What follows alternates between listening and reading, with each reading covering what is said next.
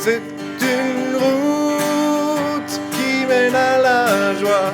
C'est le chemin qui remplit de foi. Sans aucun doute, je marche à grands pas qui mène à la paix du roi des rois. Comme on disait avec Charef, on a le cœur qui... On a le soleil dans le cœur. Voilà, Charef et Lucia vous saluent bien tous.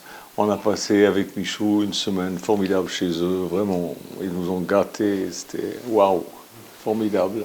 Que Dieu les bénisse. Ils viendront à la fin de l'année pour passer un nouvel an avec nous. C'est super. Et Lucia va apprendre le français en attendant. La pauvre. C'est vrai que c'est difficile quand on est au milieu de gens qui parlent dans une langue différente, on ne comprend rien. Nous, on a vu, même les panneaux là-bas en Italie, ils ne sont pas en français. Hein. Ils ne savent pas écrire stop, ils écrivent stopo. Ah bon, je ne m'arrêtais pas. Non, je plaisante. Bien, ce matin, nous allons faire une lecture dans l'Apocalypse chapitre 13, verset 1. Pendant que vous cherchez, je prie. Seigneur, je te prie que tu bénisses ce que je vais dire ce matin et que cela ne soit pas un choc destructeur pour certains, mais que cela soit un choc à salut. Au nom de Jésus. Amen. Apocalypse 13, 1. Puis je vis monter de la mer, c'est-à-dire du peuple, une bête qui avait 7 têtes et 10 cornes. Tout ça, ce sont des symboles. Je ne veux pas parler de ça ce matin, mais j'en parlerai un jour. Mais j'en ai déjà parlé.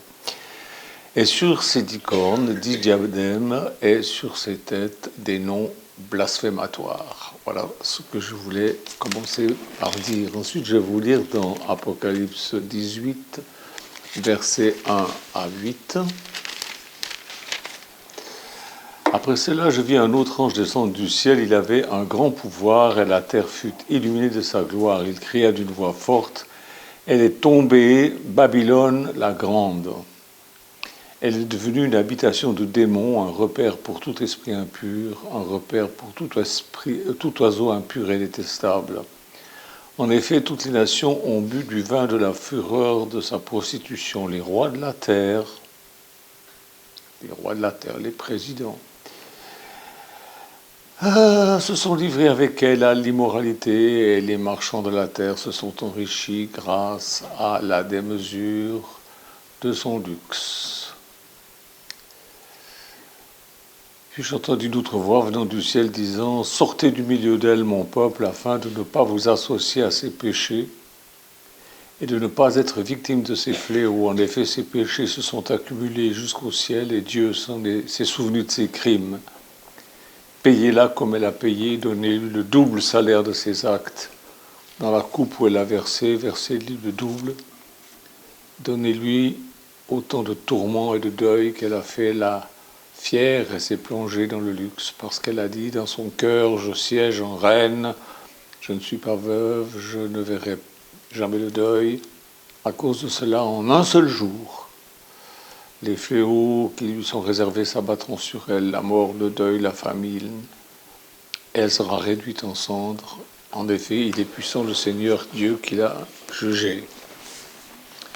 J'ai tellement enseigné ces choses-là sur le net, en France, en Suisse, en Belgique, et en particulier en Afrique, à des multitudes, à des pasteurs, en séminaire. Je leur ai tellement enseigné de sortir des dénominations religieuses. Je vais vous expliquer pourquoi. Mais on dirait que les chrétiens, ils aiment bien désobéir à la parole de Dieu. Franchement. Tous les vrais chrétiens savent de qui Jésus parle là. C'est une des deux bêtes, dont l'une est une bête politique, qui a une influence sur le monde entier, et l'autre, eh bien, c'est une bête religieuse vers laquelle les rois de la terre, tous les politiques, vont se prosterner, embrasser sa bague, etc. Et ils font la guerre aux saints. de façon beaucoup plus cachée maintenant parce que, particulièrement en France, on leur a enlevé le pouvoir depuis les années 1900, mais enfin bon, si on leur redonnait le pouvoir, les bûchers se rallumeraient certainement, je serais un des premiers à monter dessus. Elle est ivre du sang des saints, c'est-à-dire des vrais enfants de Dieu, pas des saints de l'Église comme Saint Machin, Saint Truc, Saint Gudule. Mes propres ancêtres de Grenoble ont été massacrés par elle sous Louis XIV, et quelques gentons ont réussi à fuir en Suisse. On a été recueillis dans le village de Saint-Saphorin, dont je suis d'origine, puisque en Suisse c'est comme ça, on a une ville où on est né, puis on a une ville d'origine. Et ma ville d'origine, c'est la ville qui nous a accueillis quand on a dû fuir la France à cause des persécutions religieuses. Jésus dit que celui qui a de l'intelligence déchiffre le nombre de la bête, car c'est un nombre d'hommes, et son nombre est 666. On trouve ça dans le verset 18 de ce que je viens de vous lire là. Alors, qui est cet homme qui porte ce nombre ? Eh bien, c'est celui qui se fait appeler, en latin, Vicarius Filii Dei, c'est-à-dire le vicaire du Fils de Dieu. Vicaire. Pourquoi est-ce que je dis que son nombre est 666 ? Parce que les chiffres romains ont une valeur numérique. Je vous l'ai mis en photo sur Révélation Bible. Le V, c'est 5, le I, c'est 1, le C, c'est 100. Ensuite, le A et le R, c'est rien du tout. Le I, de nouveau, c'est 1. Et le U s'écrit V en latin, et ça veut dire c'est 5. Si vous multipliez ces chiffres, ça fait 112. Filii, le F, ça veut rien dire. Le I, c'est 1. Le L, c'est 50. Le 1. Le I, de nouveau, c'est 1. Ça fait 52. Ensuite,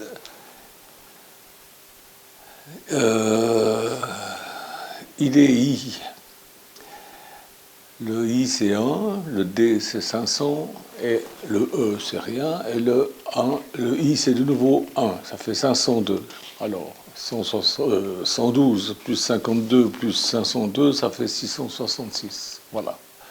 La Bible dit celui qui a de l'intelligence qu'il calcule le nombre de la bête.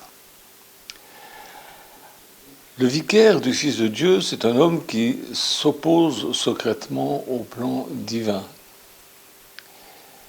On va lire 1 Jean 2, 18, 22.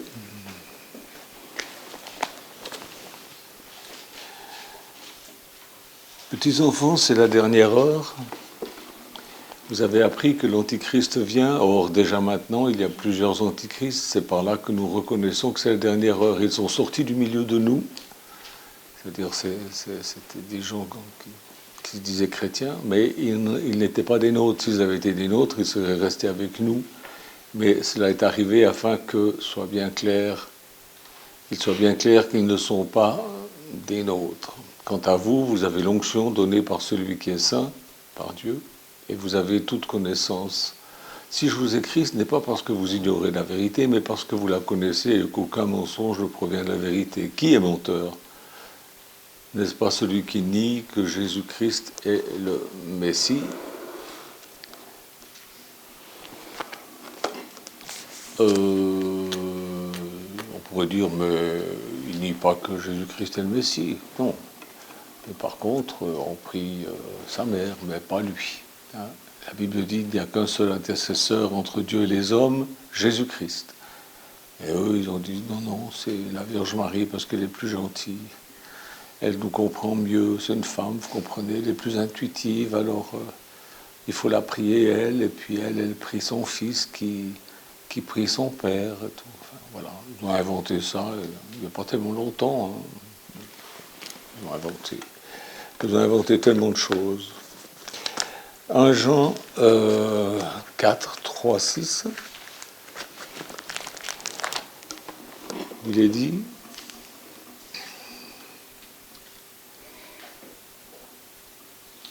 Et si un esprit ne reconnaît pas que Jésus est le Messie venu en homme, il n'est pas de Dieu.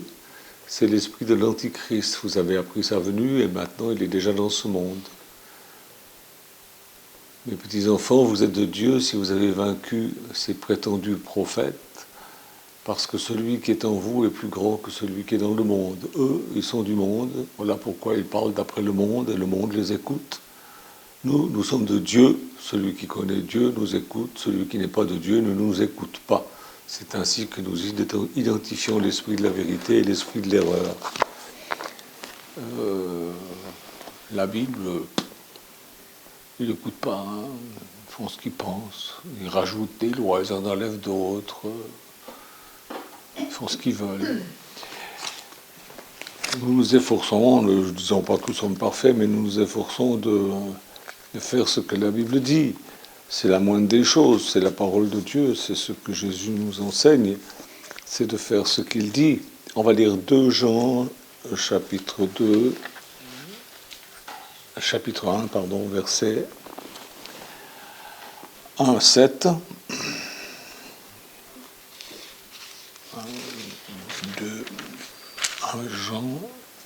2 Jean, je me trompe. 2 Jean 1, 7. De la part de l'ancien à la dame qui a été choisie, c'est pas ça. Verset 7. Et en effet, de nombreux imposteurs sont venus dans le monde. Ils ne reconnaissent pas que Jésus est le Messie venu en homme. Voilà ce qui caractérise l'imposteur et l'antichrist.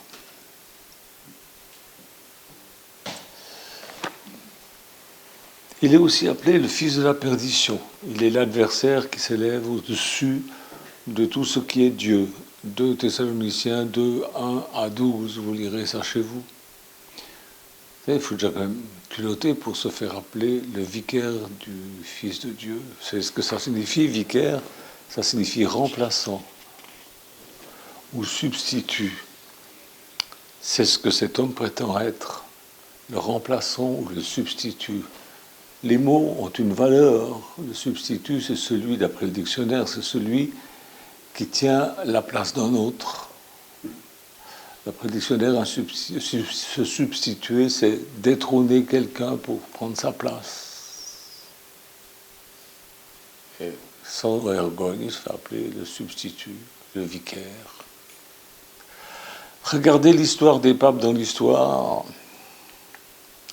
Si les papes sont les remplaçants de Jésus, eh bien Jésus il a bien changé. Hein. Il faut croire que Jésus a vraiment bien changé, parce que bon, les crimes, les meurtres, les assassinats, les galères, les bûchers. Le vicaire du Fils de Dieu, c'est une abomination. Le mot même est une abomination. Et il nous est dit qu'elle porte des noms de blasphème. Ah bon ? Son organisation religieuse, la fausse Église, est appelée la Grande Babylone. Alors, il y a une kyrielle de versets qui parlent de ça. Est-ce que je vous les lis tous ? Non, je vous donne les versets. Apocalypse 14, 8, vous notez. 16, 19, 17, 5, 8, 2, 18, 10, 18, 21 à 24. Elle est appelée la Grande Babylone. Pourquoi ? Pourquoi la Grande Babylone ? Parce qu'à Babel se cachait le roi Nemrod, vous savez, Babel, la tour de Babel, Babylone. Et Nemrod, ça se faisait appeler Saturne, c'est-à-dire le dieu des mystères. Tout ça, il suffit d'avoir un petit peu de connaissances linguistiques et puis on le sait. Hein. Ou alors Google. Saturne et mystère sont tous les deux des mots chaldéens. Mystère signifie le système caché. Saturne signifie le Dieu caché. Le Dieu était caché, mais se révélait aux initiés, pas aux autres. Le mot Saturne en chaldéen se prononce Stur, S-T-U-R.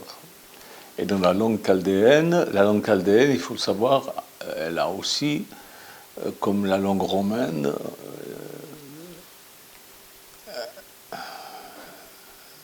c'est une langue dont les lettres ont une valeur numérique.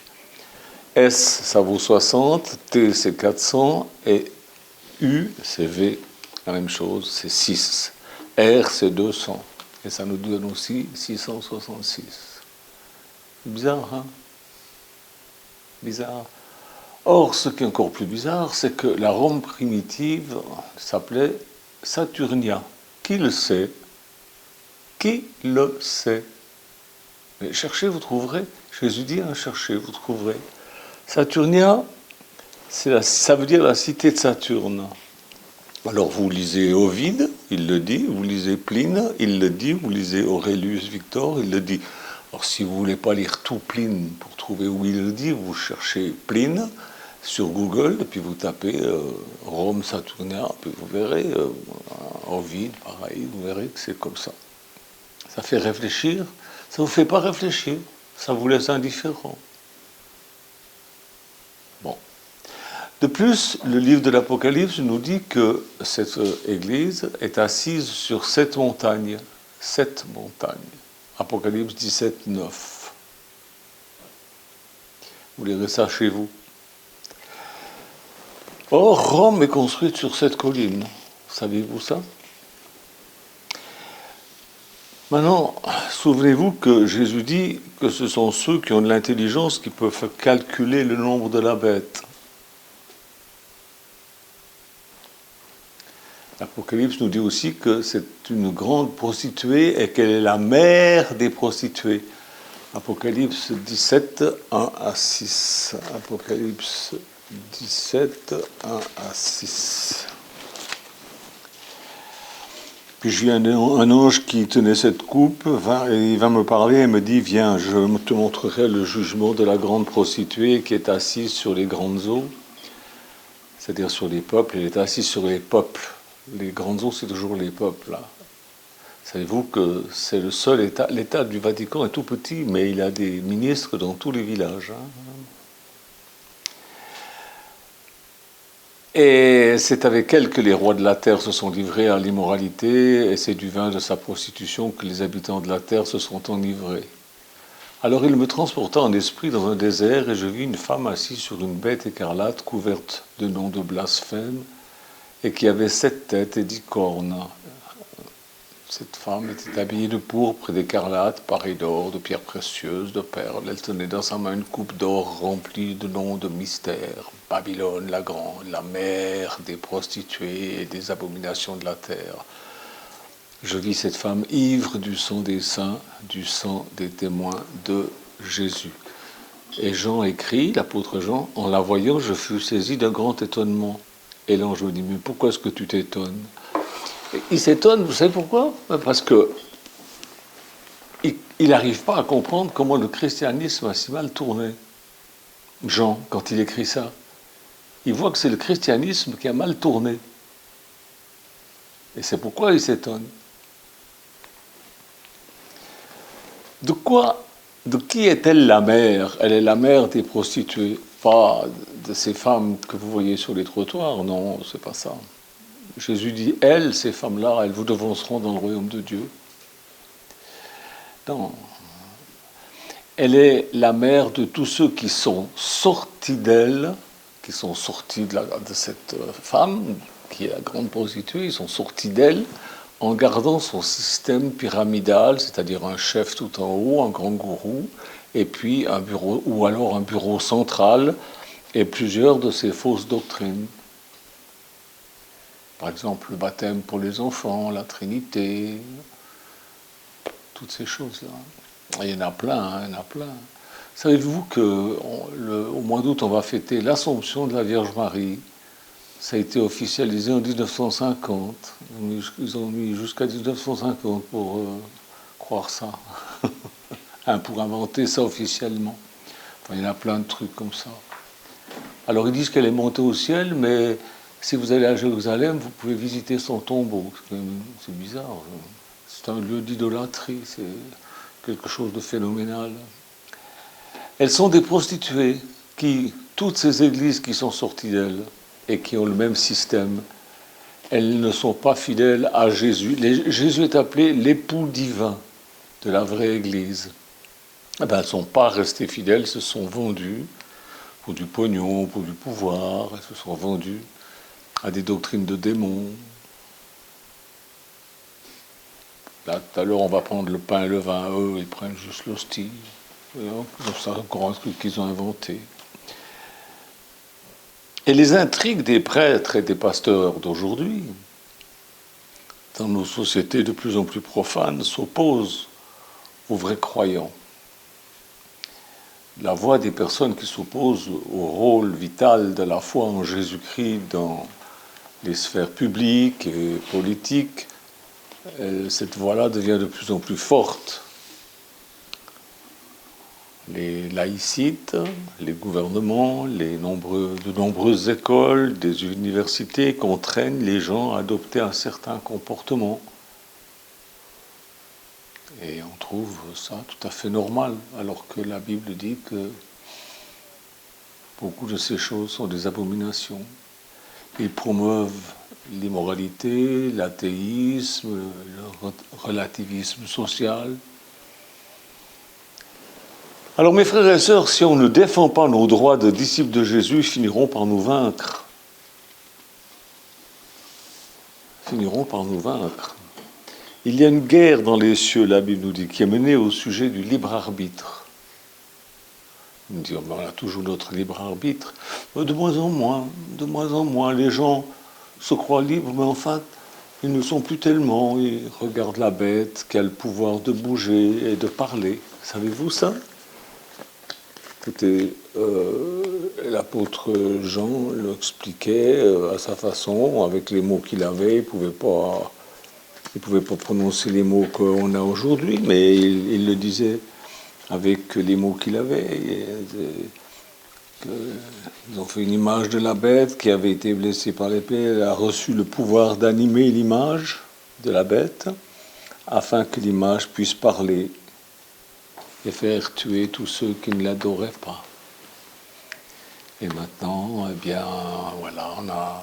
Enfin, je ne vous dis pas, mais voilà, la télé, Internet et compagnie. Alors évidemment, il y a toujours une part de bien dedans. Hein. C'est pas tout complètement mal, mais...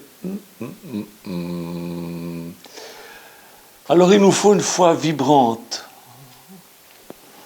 Parce qu'elle protège, elle fortifie les familles, les collectivités, les nations. Regardez ce qui se passe aujourd'hui. Ça devient de plus en plus fragile, de plus en plus dramatique. Vous allez me dire, ça a toujours existé. Oui, et Jésus a dit, quand vous entendrez parler de ceci, cela, sachez que c'est bientôt la fin. Et c'est seulement depuis ma génération qu'on entend parler de ces choses-là, grâce à la télé, grâce au téléphone, grâce à Internet, on en entend parler. S'il se passe quelque chose, on le sait immédiatement, tout de suite. 2 minutes après, on le sait. Non, vous en entendrez parler. La foi en Jésus suscite l'obéissance à la loi de Dieu. Elle inculte le respect de la vie. Le respect de la vie. Elle inculte le respect de la propriété d'autrui, elle enseigne l'amour, l'honnêteté, la moralité, les vertus nécessaires pour perpétuer une société juste, libre, civile. Nous ne devons jamais nous excuser de notre foi. Vous devez en être fiers. Nos efforts missionnaires, nos alliances saintes, nos efforts pour édifier le royaume de Dieu, l'évangélisation que nous faisons partout. Et tout ça, c'est pour le bien, et c'est aussi pour notre bonheur. Tout ça, ça exige que nous défendions la foi de la liberté religieuse. Parce que si on se met à attaquer la liberté religieuse, par exemple des musulmans, ben pourquoi pas la nôtre aussi, pendant qu'on y est. On est libre de croire ce qu'on veut. Moi, j'ai reçu chez moi, vous savez, le plus drôle que j'ai reçu chez moi, à ma table, c'est le grand chef des adorateurs du nombril. On a écouté, évidemment, ça nous a fait un peu sourire. Il y a ceux aussi qui rendent un culte, là, en ce moment, un peu partout dans le monde, ils disent que la photo, quand on vous prend en photo, ça vous prend un peu de votre énergie. Donc ce qu'il faut faire, c'est vous rendre votre énergie. Alors ils passent leur temps, leur culte à brûler des journaux. Hein? Par exemple, ceux qui sont pour Trump, ils brûlent les photos de Trump. Ceux qui sont pour Biden, ils brûlent les photos de Biden pour lui rendre son pouvoir. Non, mais il faut leur laisser la liberté religieuse, parce que si vous ne leur laissez pas la liberté religieuse, bientôt ce sera notre tour et nous ne laisserons plus vivre notre foi comme on veut. On ne peut pas perdre le libre arbitre sans perdre d'autres choses.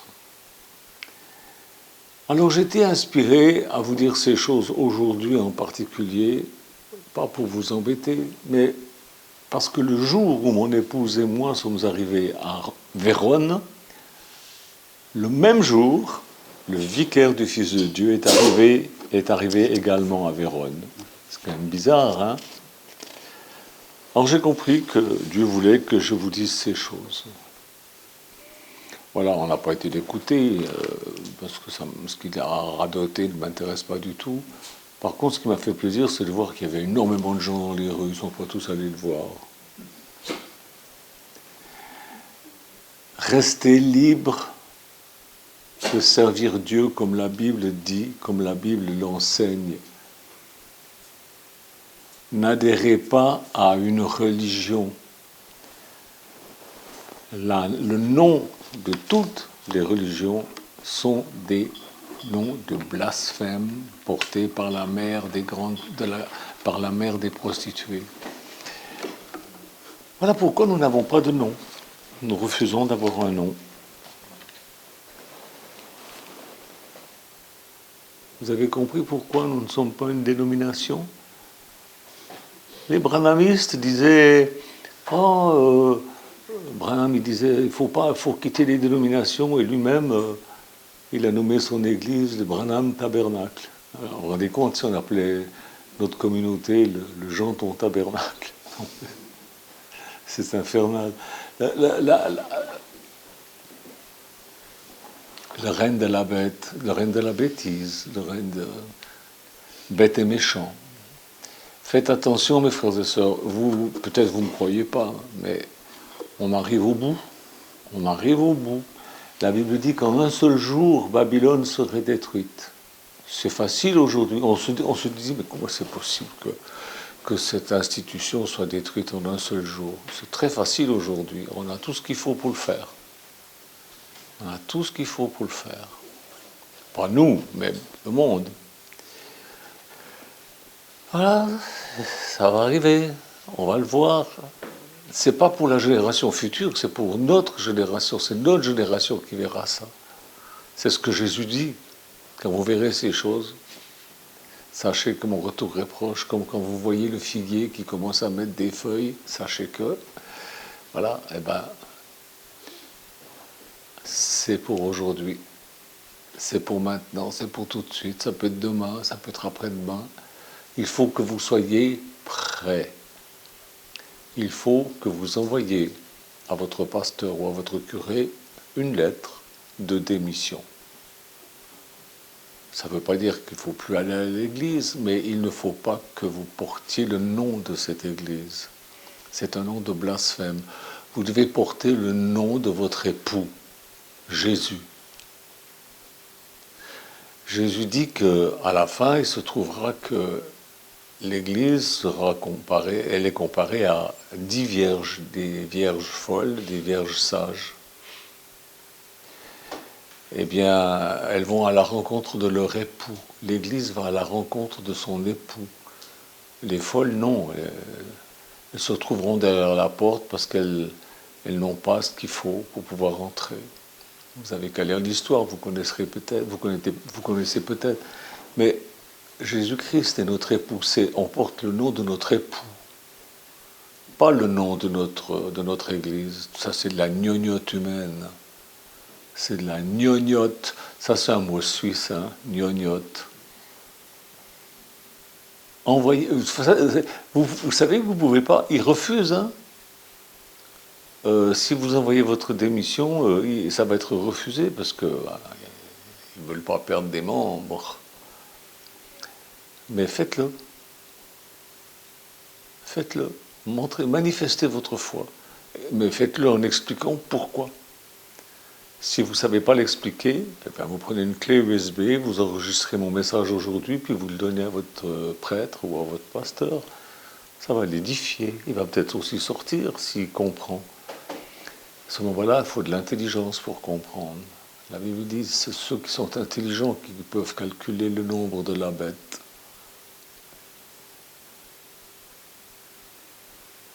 Je vous l'ai montré. Faites-en ce que vous voulez. Moi, je vous l'ai dit. Que Dieu vous bénisse. Au revoir.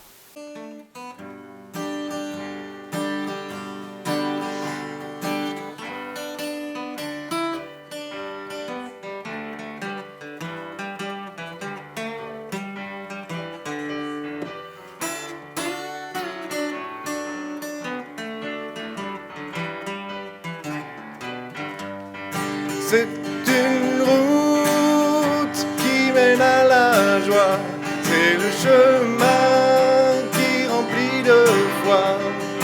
Sans aucun doute, je marche à grands pas qui mène à la paix du roi des rois. C'est une route qui mène à la joie, c'est le chemin qui remplit de foi. Sans aucun doute, je marche à grands pas qui mène à la paix du roi des rois. L'habitude n'effacera pas mes rêves, la certitude me gagne et me relève. L'amour me donne la foi du vrai, Jésus dirige mes actions de paix. C'est une route qui mène à la joie, c'est le chemin qui remplit de foi.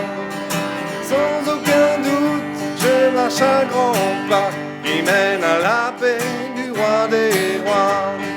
C'est une route qui mène à la joie, c'est le chemin qui remplit de foi. Sans aucun doute, je marche à grands pas qui mène à la paix du roi des rois. Voici la marche que je suis chaque jour.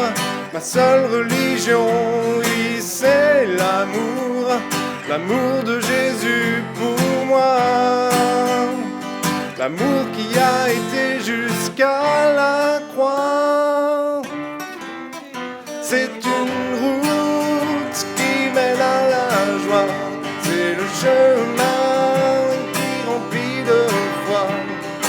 Sans aucun doute, je marche à grands pas qui mène à la paix du roi des rois. C'est une route qui mène à la joie, c'est le chemin qui remplit de foi. Sans aucun doute, je marche à grands pas qui mène à la paix du roi des rois. Qui mène à la paix du roi des rois. Qui mène à la paix du roi des rois.